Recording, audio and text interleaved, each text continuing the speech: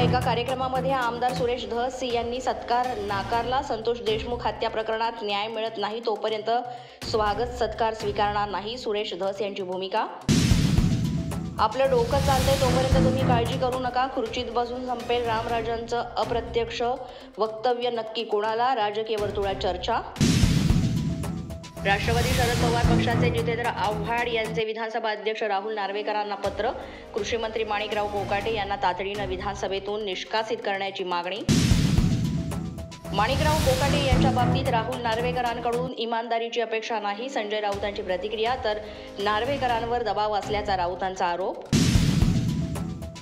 माणिकराव कोकाटे संदर्भात कोर्टाची अधिकृत प्रत प्राप्त झाल्यानंतर 7 दिवसांच्या आत नोटिफिकेशन काढून योग्य निर्णय घेतला जाईल, विधानसभा अध्यक्ष राहुल नार्वेकर यांची माहिती। अहिल्यानगरचे काँग्रेसचे अध्यक्ष किरण काळे यांचा ठाकरे यांच्या शिवसेनेत प्रवेश। मातोश्रीवर ठाकरे यांच्या उपस्थितीमध्ये हा पक्षप्रवेश पार पडला। महाड मतदारसंघाच्या मुरमुशी गावामध्ये ठाकरे यांच्या शिवसेनेला धक्का, शेकडो कार्यकर्त्यांचा शिंदे यांच्या शिवसेनेत प्रवेश। मंत्री भरत गोगावले यांच्या उपस्थितीमध्ये हा पक्षप्रवेश पार पडला।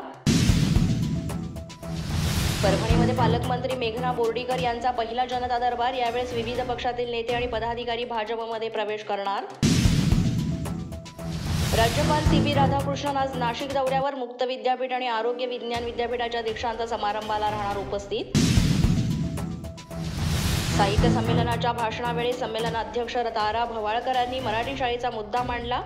मराठी शाळांना अनुदानाची गरज, इंग्रजी शाळांप्रमाणे मराठी शाळांमध्ये सुद्धा सुविधा देण्यात याव्यात। अशाच नवनवीन अपडेट्ससाठी आणि ताज्या बातम्यांसाठी पोलीस माझा न्यूज YouTube चॅनल सबस्क्राईब करा। तसंच आमचं फेसबुक, इंस्टाग्राम आणि ट्विटर अकाउंट फॉलो करा। अधिक माहितीसाठी आमच्या www.polismazanews.com या वेबसाईटला भेट द्या।